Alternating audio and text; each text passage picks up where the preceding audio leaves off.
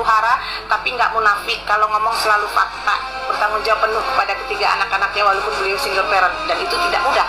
Sayang dengan keluarganya, kakak dan adik-adiknya, pinter cari duit, bisnisnya banyak, tajir melintir, tapi nggak sombong, nggak serakah. Beliau menafkahi 1.500 anak yatim piatu, menggaji guru honorer, guru ngaji. Ustadz yang menyampaikan beliau sebenarnya itu rajin ngaji, rajin ibadah, tapi yang seperti itu nggak perlu di-share-share karena urusan Tuhan hanya kita dan Tuhan saja yang tahu. Beliau adalah artis yang kalau membantu bencana tuh nggak perlu open donasi karena beliau punya lembaga amal sendiri, yaitu Nikita Mirzani Foundation.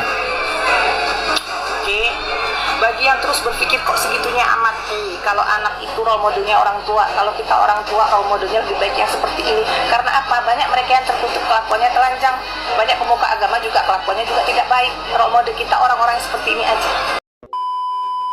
Kalau seandainya dalam waktu 60 hari nanti penyidik tidak bisa memenuhi apa petunjuk dari kejaksaan, ya itu sila yang bertanggung jawab toh. Ya, malu lah penyidik kalau seandainya nggak bisa P21 itu barang di tahap 2. Ya, makanya penyidik dalam hal ini tuh harus hati-hati nahan orang, karena ya kebebasan orang itu juga ya dilindungi oleh undang-undang juga. Yep. Ya, semoga dia di waktu 20 hari ini ya sudah dilimpahkan, harus sudah disidangkan. Kalau tidak kan bisa menjadi presiden buruk juga kan untuk penegak hukum itu sendiri. Karena petunjuknya dari jaksa dari sana itu semuanya bisa dipenuhi, tapi kalau agak kadang-kadang kan ada petunjuknya ya agak susah penyidik itu penuhi. Udah dibaca sama jaksa itu berkas yang dikirim sama penyidik. Setelah dibaca itu ada beberapa poin yang harus ditambahkan, namanya petunjuk waktu di P19 itu. Dalam hal petunjuk tadi misalnya melibatkan siapapun, bisa itulah petunjuknya dari sana. Misalnya memeriksakan si A, si B, si O atau siapapun itu, ya wajib diperiksa. Karena kalau seandainya petunjuk itu tidak dilakukan, tidak dikerjakan sama penyidik, ya yang kasihan kan tadi orang yang ditahan. Yep. Iya. Waktunya makin lama kan. Saksi itu harus diperiksa atau ikut juga dilimpahkan, atau mungkin statusnya sama dengan Bisa, jaksa bisa dibilang jangan orang ini harus jadi tersangka. oh gitu. Iya, mungkin kan jaksa punya pertimbangan di sana bahwa bukan hanya si A misalnya yang tersangka, si B juga wajib nih. Misalnya dari keterangan-keterangan itu tadi, jaksa punya pertimbangan juga, punya pandangan juga periksa orang ini. Jadi dari pengembangan juga. Oke guys, semakin seru ya mengikuti kasus Nikita Mirzani. Kita bahas VT dari seorang penggemar fanatik Nikita Mirzani. Kalau saya lihat atau saya perhatikan ya, semua pendukung Nikita Mirzani tidak membenarkan adanya pemerasan, TPPO, pemaksaan atau pelanggaran hukum lainnya. Tapi satu hal yang mereka minta, keadilan untuk seorang Nikita Mirzani. Karena penggemar Nikita merasa bahwa kasus ini terasa janggal.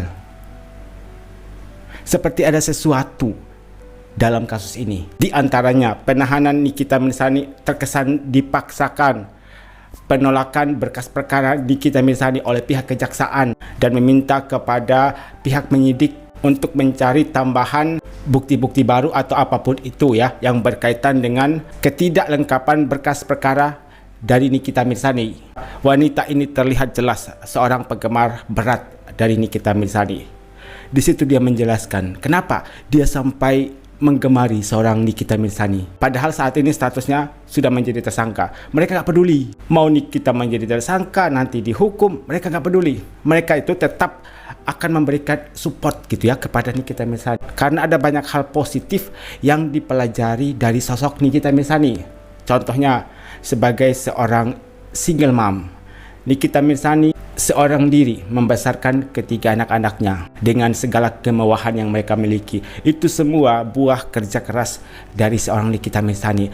Kemudian Nikita Mirzani juga membantu anak yatim piatu. Kalau tidak salah ada 1.500 anak yatim piatu. 1.500 merupakan jumlah yang sangat besar. Kemudian masih banyak lagi bantuan kemanusiaan dari seorang Nikita Mirzani. Ketika membantu korban bencana alam atau apapun itu, Nikita Mirzani nggak perlu open donasi karena dia punya yayasan sendiri, yaitu Nikita Mirzani Foundation. Memang itu ada, nyata. Yang kedua, seorang praktisi hukum bernama Dr. Boy Sulimas. mengamati soal penolakan berkas perkara yang diajukan oleh pihak penyidik kepada kejaksaan. Jadi pihak kejaksaan itu sudah menerima berkas perkara milik Nikita Mirzani. Ketika dibaca, dipelajari, kok kayak ada yang kurang ya? Belum lengkap ini.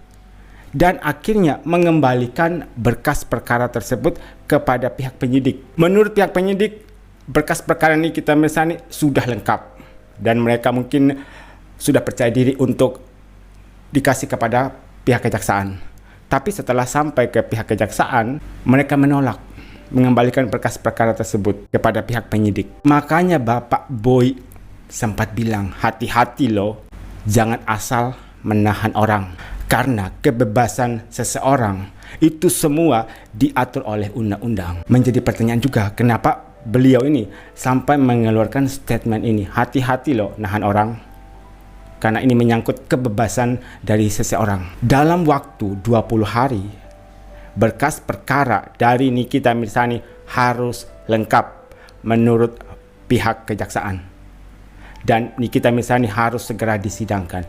Karena kalau dalam waktu 60 hari ya berkas perkara itu tidak lengkap, maka otomatis Nikita Mirzani dinyatakan bebas murni. Dan ada satu hal yang menarik nih. Apakah saksi berpeluang menjadi tersangka? Dan kata beliau, bisa saja, terlalu bisa seorang saksi atau pelapor dijadikan tersangka. Nanti tergantung dari pihak kejaksaan. Wah, saksi ini bisa dijadikan tersangka nih. Apa nggak akan terketir pihak pelapor Nikita Mirzani? Ini yang ngomong praktisi hukum loh, yang tahu dan mengerti betul gitu ya persoalan hukum.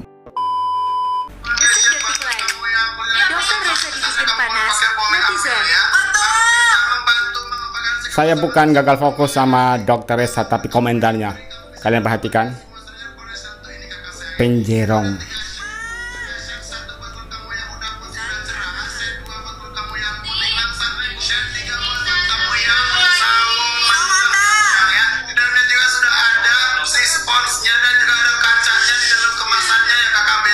Ini tangannya nggak bisa diam ya, dokternya.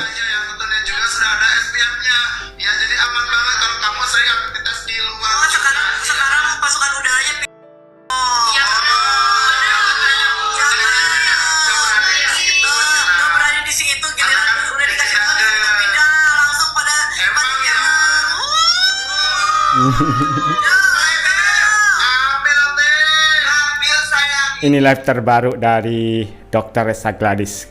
Kalian bisa lihat sendiri komentarnya seperti apa. Malah semakin parah ya. Tidak hanya Dr. Reza Gladys, Ibu Sela Sokya juga seperti ini.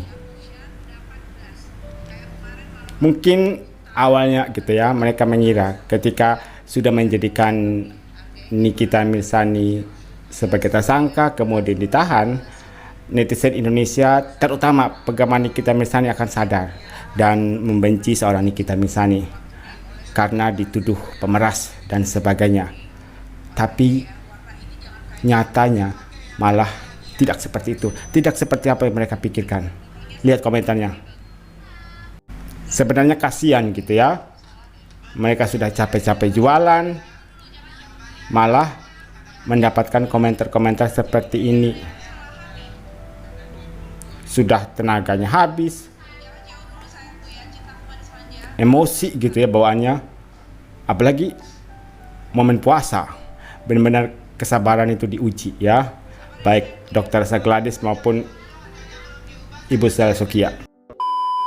Seperti yang saya bilang tadi, mungkin mereka berpikir ya, ketika sudah menjadikan Nikita Mirzani sebagai tersangka, kehidupan mereka akan baik-baik saja. Mereka akan aman tentram, akan kembali berjualan seperti biasa, dan mendapatkan keuntungan yang sebesar-besarnya. Tapi dugaan mereka ternyata salah. Setelah menetapkan Nikita Mirzani menjadi tersangka, justru pembela dari Nikita Mirzani semakin gencar untuk menyerang pihak Dr. Reza Gladys dan juga Sela Sokya. Kenapa? Ya seperti yang saya bilang tadi, karena menurut mereka kasus Nikita Mirzani itu seperti ada sesuatu yang tidak beres. Makanya mereka itu meminta keadilan pihak hakim yang akan memutuskan apakah Nikita Mirzani bersalah atau tidak.